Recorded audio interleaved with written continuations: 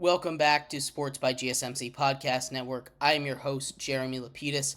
If you are just tuning in, we've just finished breaking down the NBA playoffs, everything that's been going on from yesterday's action as we look ahead to Game 3s and finishing up Game 2s in the NBA. In this segment, we are going to take a look at the extensions given out to the Lions. Amon-Ra St. Brown and Penei Sewell both got 4-year extensions, resetting the market at each of their positions. And we'll talk about all of that, the future of the Lions, and much more. But before we do, remember that if you would like to be an even bigger part of the show than you already are, all you need to do is go to gsmcpodcast.net. Leave a tip or donation with a message in it. That message will pop up on the bottom of the screen. We'll have a little discussion about what you have to say. Appreciate anything that you do give. We appreciate all of you for tuning in and listening. But like I was saying, go to the link gsmcpodcast.net. Leave a tip or donation. We appreciate all of you guys. But like I was saying before, we are going to talk about Lions extensions. Lions extend two key pieces of their offense for 4 more years. You have the elite offensive lineman, Penei Sewell, who was drafted with a top 5 pick in the NFL draft just a couple years ago, and is now getting an extension to show how good of an offensive lineman he is. He is joined just a couple hours before by the elite wide receiver, Amon-Ra St. Brown. Amon-Ra St. Brown is a target magnet. He continuously gets target after target after target. He's set records every single year he's been in the league. He's more career highs every single year for targets, for catches, for touchdowns, for yards, for everything. He gets a 4-year, $120 million deal with $77 million guaranteed, which is the most guaranteed money for a wide receiver ever in a single contract. We take a look at the massive amounts of money that's about to be given out to the wide receivers, and it's great that Amon-Ra St. Brown reset the market, and it's great that the Lions got ahead of this. Because like we were talking about just a couple days ago, there are so many elite wide receivers up for money soon. You know, Justin Jefferson, Jamar Chase, T. Higgins, just to name a few. There's many more we could go down the line. CeeDee Lamb is up for money. You know, that's 4 of the top 10 receivers in the entire league are up for money, and Amon-Ra is a name in that group. He absolutely deserves to be talked about in that group. He gets paid before all of them, giving him a chance to be that highest paid receiver for some time, but also giving the Lions the ability to be a little more flexible, because now they're able to pay him, but he's not going to be that number one. He's not going to be the one that has the most money. It's awesome. He deserves it. He seems to love Detroit, and it's a great fit with him in that system. He's soaking up targets. He's soaking up lots and lots of these, lots of stuff from the offense, the way that it's run. It's run in a way that he can really excel in there. So he gets a huge contract, but also in a couple years from now, it's not going to look like this huge contract because, like I'm saying, this wide receiver market is going to continue to expand with all of these guys getting massive, bigger and bigger contracts. You know, Justin Jefferson's going to reset the market. Jamar Chase is going to reset the market. CeeDee Lamb is going to reset the market. T. Higgins is most likely going to reset the market. All of these guys are resetting the market, and you get 4 steps down from that. So good on the Lions for getting this done beforehand. This is a move that had to happen for their future team success, but also it just makes sense logistically and logically to get ahead of this before the wide receiver market really explodes.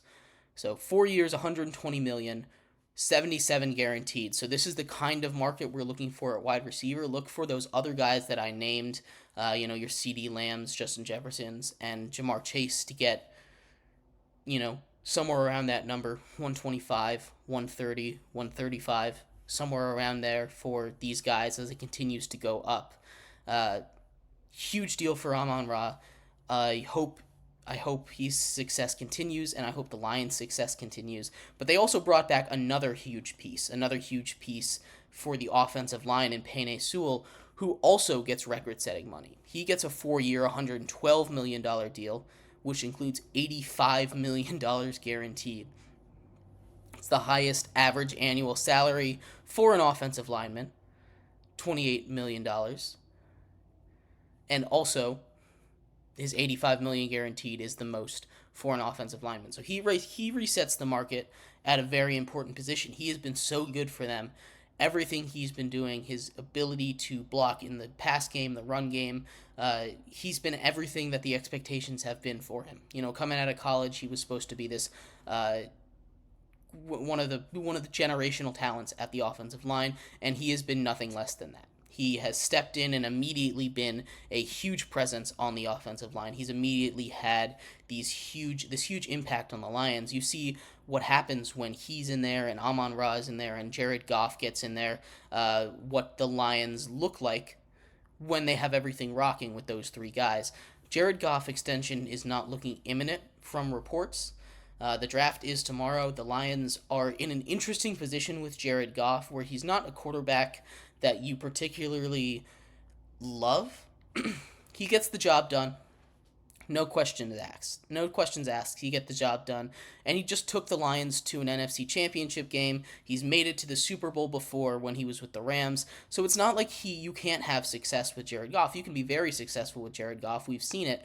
But we've also seen the amount of help that he needs. He's not going to be able to go and create those plays out of structure. He's not going to be able to go and be that superstar that is going to be able to make these plays when it breaks down all by himself. He needs that help. He needs that support system that comes with an elite wide receiver, that comes with a great offensive line, that comes with a great running game like the Lions have and like the Rams had back when they made it to the Super Bowl. Jared Goff is an interesting position with the Lions because you can get worse. You can get significantly worse than Jared Goff. But you can also get better. And I know this isn't a perfect comparison, but they're kind of treating him a little bit like the Bills did Tyrod Taylor. I think Jared Goff has a higher ceiling than Tyrod Taylor did, and I love Tyrod Taylor. But he took the Bills to the playoffs, and then he got let go, and he's been on this kind of carousel ever since of backup starting, and he's kind of settled into a backup role.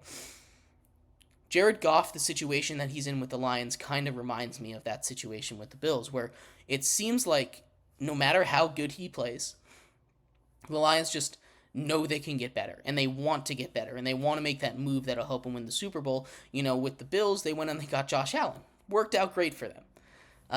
The Lions need to go out and they need to get their own Josh Allen. That's not easy to do. That's not easy to find. So they know they can get better, but also you don't want to be that team that gives up on a good thing and then can never find the answer. There's so many different examples of that going around the league where they're like, oh, it was okay, but we can do better. And you'd see a team like the Browns, for example. It was okay with Baker Mayfield, and they let him go because he had one bad season, and now their quarterback situation is what it is. It's a dumpster fire. It's a mess. It's not where you want it to be if you want to be that contending team like the Browns are attempting to be. The Lions don't want to get put in that situation, but they're kind of in that same kind of purgatory where you have a you have a good quarterback. You have a top 12 to 15 quarterback in the league. Someone who's going to be good, going to be average, going to get the job done if you have help. But he's not a guy that you love. He's not a guy that you want to be your franchise quarterback because, like I said, you can do better. And I'm really curious to see what happens. I don't think they're going to extend him. I think they're going to let his contract expire, and whatever happens then, we'll see. And I think his contract expires in 2 years, maybe one. But when his contract expires, we'll see what the Lions do. I don't think they're going to extend him prematurely. I think they're going to wait for a true contract year to go through, and then they'll make that decision based on the draft, based on what their outlook is as a team, and based on how Jared Goff's performance is. He's not a guy that's worth extending early. So, again, lots of stuff can happen.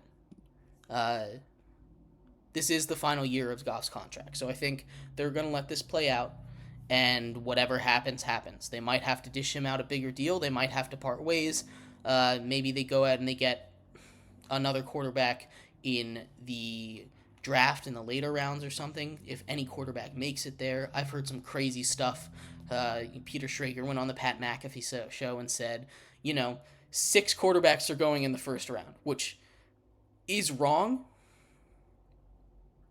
I mean, wrong as I think half of those players are going to end up being busts, just the way that it goes. Excuse me. Excuse me. They're gonna half of those players are gonna end up being busts. But now we take a look at the 7 quarterbacks that I've heard people are saying going the first. You get to number 7, you get Spencer Rattler, you get the guy from Tulane. It's kind of it's too many quarterbacks. I know it's a quarterback needy league and you need a quarterback, but it's just you don't want to use that huge resource on a quarterback that just doesn't make sense to do, So taking a look at what the Jared Goff future is with the Lions, it's a very interesting and delicate situation. There's a lot of ways it could go wrong. There's a lot of ways it could go right. They're probably going to let him play out this contract here, and seeing how it goes, they'll make a decision. But the Lions are not really at the top of the league until they get that elite quarterback. They could build the greatest team. They could emulate the 49ers in every way. They took the 49ers to the ropes in the NFC Championship game. You got as close as you could to the Super Bowl without making it. Their team didn't get significantly worse. It might have even gotten better. We'll see how the draft plays out. But the Lions are in a very tough spot because they're kind of stuck between a rock and a hard place with their quarterback situation.